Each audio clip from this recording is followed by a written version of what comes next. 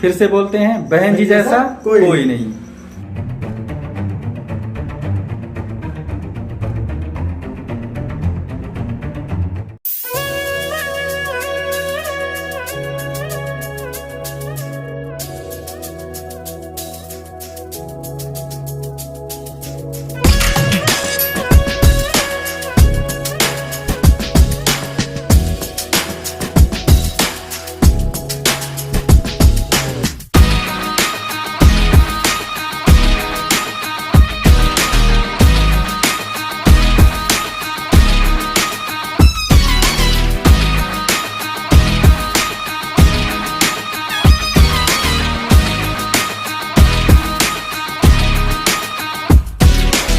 आप सभी स्वागत है मेरे नए ब्लॉग में। और पीछे ये प्यारा सा जंगल, कभी इन्हीं जंगलों से होकर हम लोग पढ़ने जाया करते थे जब काफ़ी धूप होती थी। इंटर में हम लोग पढ़ते थे फरिंदा के जयपुरिया इंटरमीडिएट कॉलेज में। तो हमारे गांव से करीब 15 किलोमीटर दूर हुआ करता था ये कॉलेज, और आज भी 15 किलोमीटर ही दूर है। लेकिन इस कॉलेज में जाते वक्त जब काफ़ी धूप पड़ती थी, करीब अप्रैल मई या फिर मार्च उसका जब महीना हुआ करता था, और जुलाई अगस्त सितंबर काफ़ी धूप पड़ता है, उस दौरान हम लोग इसी जंगल के रास्ते से होते हुए, यही वो रास्ता है, गांव से हम लोग आते थे और यही सब रास्ता पकड़कर सीधे जाके निकल जाते थे अपने स्कूल के पास। इस जंगल को क्रॉस करने के बाद स्कूल करीब 1 किलोमीटर हम लोगों का पड़ता था, और घर से स्कूल हम लोगों का 15 किलोमीटर दूर था। आज करीब 8 सालों बाद फिर से इसी रास्ते पे मैं खड़ा हूँ, और यही वो रास्ता है। एकदम पुरानी यादें फिर से ताज़ी हो जा रही हैं। तो आपने देखा अभी रास्ते कितने, मतलब अभी भी कच्ची सड़क है, क्योंकि ये जंगल है। जंगल होने के नाते यहाँ पर कच्ची सड़क ही रहेगी। यहाँ पक्की सड़कों का निर्माण सख्त मना है, क्योंकि पक्के सड़क अगर निर्माण होंगे तो जंगल की कटाई काफ़ी तेज़ी से होगी। अभी भी आप देख सकते हैं जंगल काफ़ी कट चुका है, ये उतना अच्छे से अब रह नहीं गया है। पेड़ काफ़ी दूर दूर दिख रहे हैं, वरना हर 8 फीट या 4 फीट पे जो है काफ़ी सड़क काफ़ी जो है पेड़े थे या पौधे जो है काफ़ी लगे हुए थे। अभी मैं आपको ये आप देखिए, एक पेड़ यहाँ पे है तो अगला पेड़ वहाँ इस रो में दिख रहा है, यानी बीच का करीब 3-4 पौधा गायब है। इस तरीके से जंगल की कटान भी बहुत तेज़ी से हुई। यहाँ पर जो वन रक्षक आए, उन लोगों ने पैसा कमाने के चक्कर पे इस जंगल का बहुत हानि किया। आप देख सकते हैं, मैं आपको करीब से दिखाऊं, ये 2 पेड़ जो हैं देखिए कितने नज़दीक पे हैं, करीब 4 या 5 फीट की गैप है। यही एक रो ऐसे तैयार होता था, 5-5 6-6 फीट पे एक पौधे लगाए गए थे। लेकिन अभी इन 2 पौधों के बीच में आप देखिए दूरी कितनी हो गई। एक पौधा यहाँ पर है और एक पौधा यहाँ पर है। इन दोनों पौधों के बीच काफ़ी गैप है, और यहाँ पर एक पौधा था जिसको काट लिया गया है। तो इस तरीके से जगह जगह जो है काफ़ी पेड़ इसमें कटा। मुझे लगता है कि जितना था उससे आधा से भी ज़्यादा पौधे इसमें से काट के बेच दिए गए। आज एक बार फिर से महाराजगंज जाना हो रहा है, तो रास्ता मैं जंगल का जान कर चुना हूँ, ताकि जो है आप लोगों को मैं ये दिखा सकूँ कि इस जंगल जहाँ मैं रहता हूँ यहाँ जंगल है और इस जंगल का नज़ारा कैसा है। तो कमेंट करके इस वीडियो को अगर आप देख रहे होंगे तो नीचे कमेंट करके आप बताइएगा कि मेरा ये ब्लॉग कैसा लगा, और ये जंगल के बारे में ज़रूर बताइएगा कि कैसा लगा। तो अभी हम आ गए हैं बनकटी, और यहाँ पे हम देखिए किससे मिलने आए हैं। पिछली वीडियो आप देखे होंगे, और ये रहे हमारे मिस्टीरियस रमेश। अरे भाई वो अपना डायलॉग ज़रा चिपका दो तो। आदाब, नमस्कार, सत श्री अकाल, जय भीम, जोहार। मेरा नाम है रमेश कुमार। वाह, क्या बात है। राहुल ब्लॉग। Stay tune.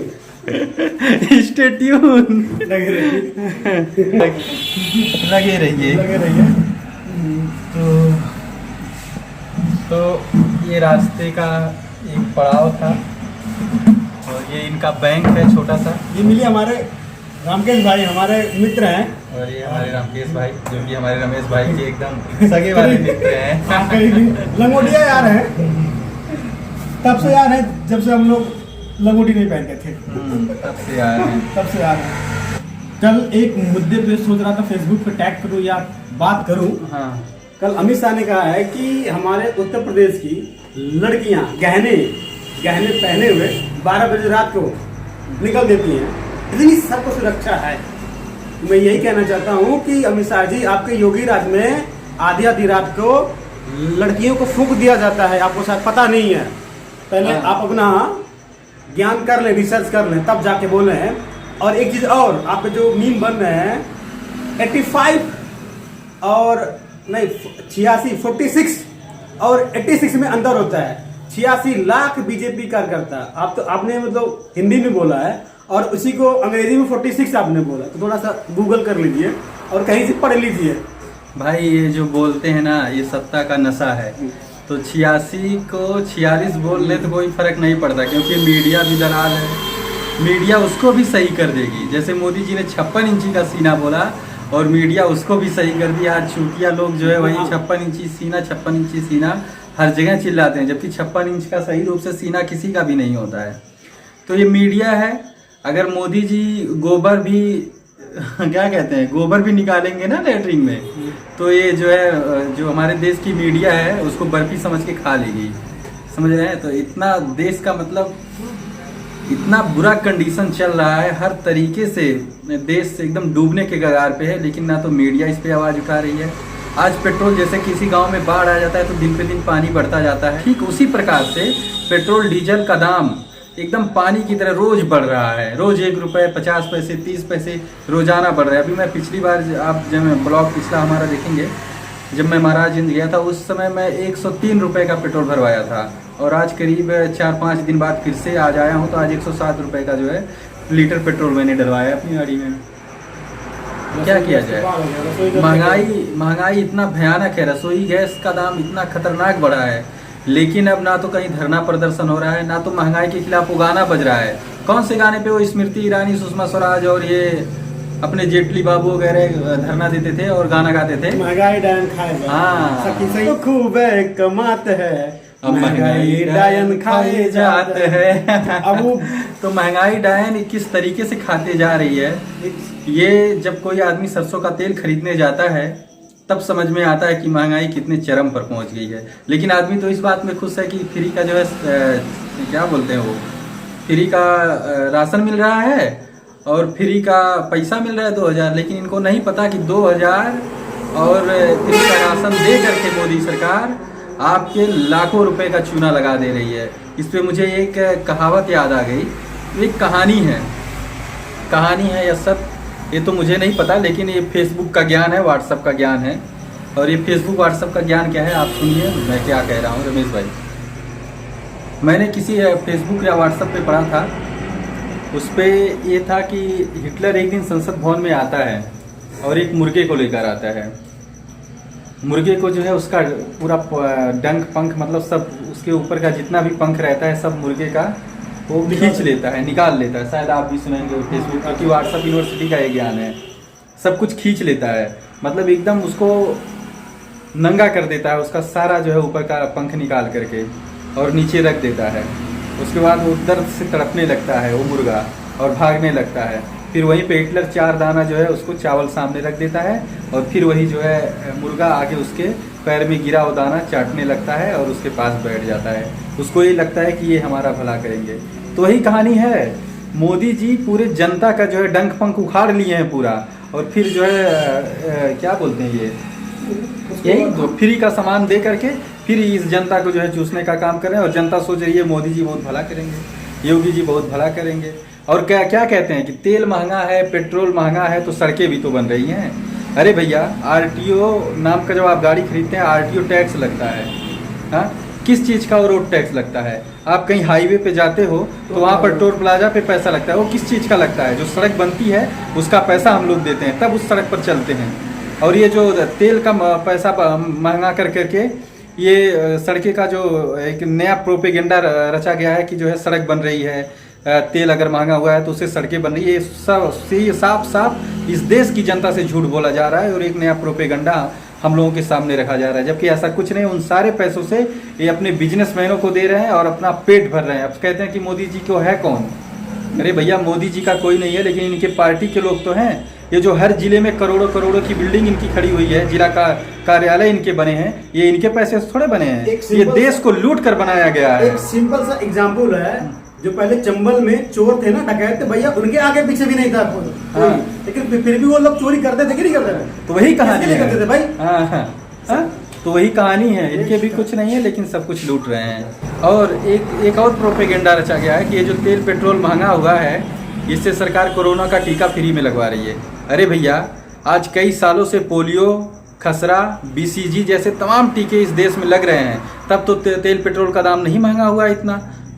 और आज जो है क्रूड ऑयल एकदम से गिर गया है। सही रूप से अगर दाम निकाला जाता है तो 35 से 40 रुपए का पेट्रोल पड़ता है, लेकिन आधे से ज़्यादा सरकार उसमें टैक्स बढ़ा दी है। और उसी टैक्स से जो है ये सरकार इतना ज़्यादा पेट अपना भर रहा है कि ना तो उससे सही से देश का विकास हो रहा है, ना तो कुछ हो रहा है। सारे सरकारी योजनाएं बंद हैं।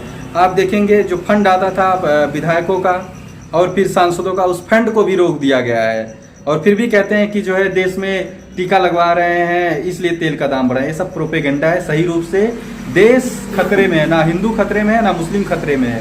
इस समय यह देश खतरे में है और इसलिए इंसान भी खतरे में है और घर का बजट तो खतरे में आ ही चुका है।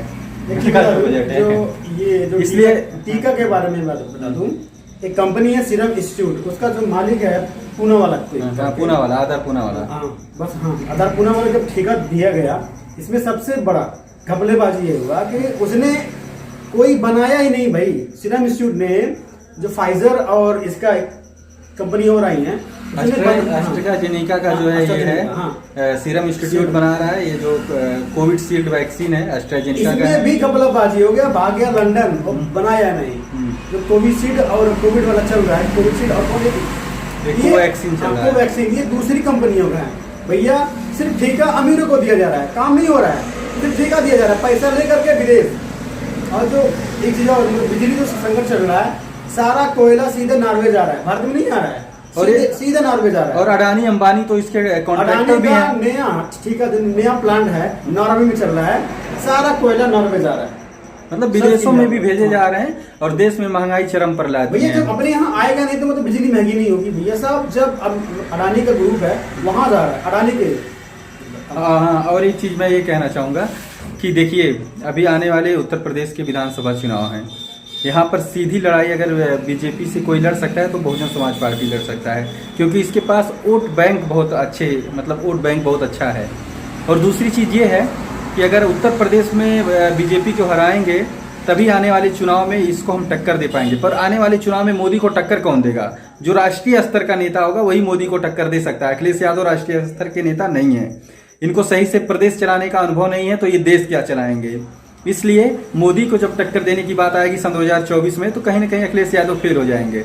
इसलिए अगर हमें मोदी को भी हटाना है योगी के साथ साथ, तो आने वाले 22 के विधानसभा चुनाव में माननीय बहन कुमारी मायावती जी को वोट देना पड़ेगा, क्योंकि बहन कुमारी मायावती जी के पास 4 बार का उत्तर प्रदेश को चलाने का अनुभव है और इनके जैसा शासन उनका विपक्षी भी मानता है।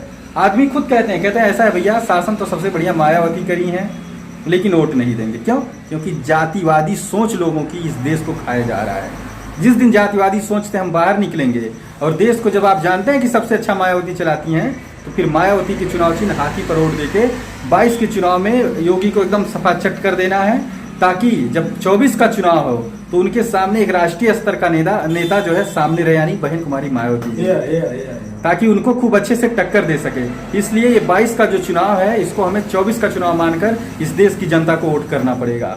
और हर जगह इतना ईवीएम पे हाथी का बटन दबाइए कि जो है ईवीएम का जो ये सेटिंग है ये भी फेल हो जाए, ताकि हम मोदी को भी हरा सकें। इसलिए जनता से मेरा विनम्र अनुरोध है कि आप एक बार मंथन करिए। मेरी बात मत मान लीजिए कि मैं कह रहा हूं तो हाथी पे वोट देंगे।